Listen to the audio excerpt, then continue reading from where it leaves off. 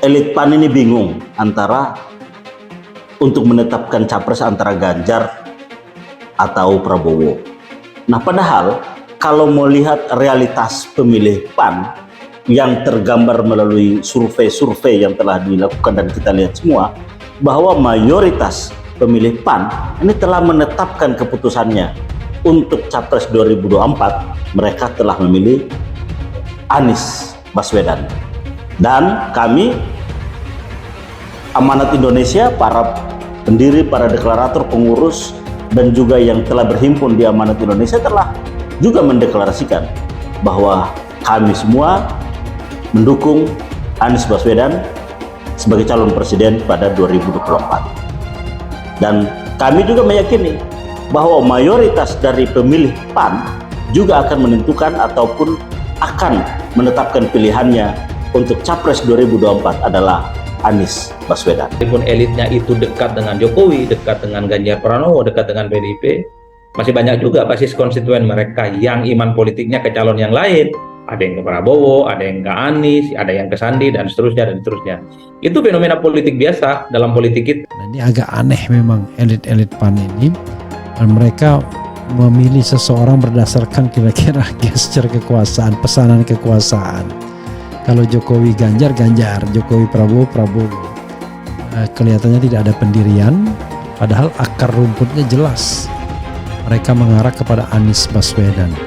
Sebagai partai reformasi tengah kanan, rasanya aneh kalau tiba-tiba PAN tidak mendukung Anies Baswedan. Karena Baswedan itu justru representasi yang paling pas untuk menggambarkan PAN, harusnya begitu.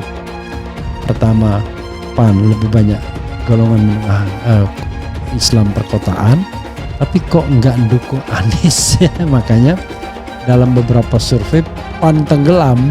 Adalah aspirasi dari kader PAN. Nah, kalau pertanyaannya adalah apakah ini diketahui oleh Ketua Umum ataupun oleh DPP PAN, saya kira Ketua Umum ataupun DPP PAN tahu. Karena ini sudah sejak lama kita suarakannya. Kita memunculkan ke publik pertama kalinya itu di bulan November 2022. Jadi ini sudah tahun 2023, 2022 kita melakukan press conference yang dihadiri juga relatif sama oleh para deklarator Amanat Indonesia. Anies Baswedan disebut bisa jadi satu-satunya penyelamat PAN supaya lolos PT.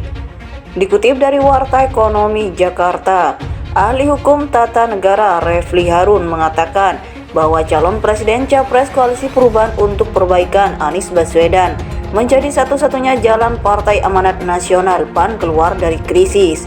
Menurut Refli, dalam beberapa survei PAN disebut akan tenggelam, bahkan dilaporkan atau diprediksi menjadi partai yang tidak lolos parliamentary threshold PT. Jadi ini yang jadi persoalan sekalian. Seperti Partai Reformasi akhirnya tenggelam, hanya bertahan sampai kira-kira 5 kali pemilu saja. Setelah itu bubar, tidak lolos PT, kata Refli melansir dari YouTube Refli Harun Kamis 25 Mei 2023. Kebimbangan elit PAN dalam memilih siapa capres mereka akan memperburuk keadaan PAN. Menurut dia pula, di antara 3 capres yang sudah ada sekarang, Anies adalah capres yang paling merepresentasikan PAN. Anies Baswedan yang jauh lebih representatif kalau kita kaitkan dengan masa PAN. Tapi nggak jadi karena PAN malah sibuk dilema antara memilih Ganjar atau Prabowo, ungkapnya. Dan ini agak aneh memang, elit-elit PAN ini mereka memilih seseorang berdasarkan kira-kira secara kekuasaan. Pesanan kekuasaan, kalau Jokowi pilih Ganjar, mereka ikut Ganjar.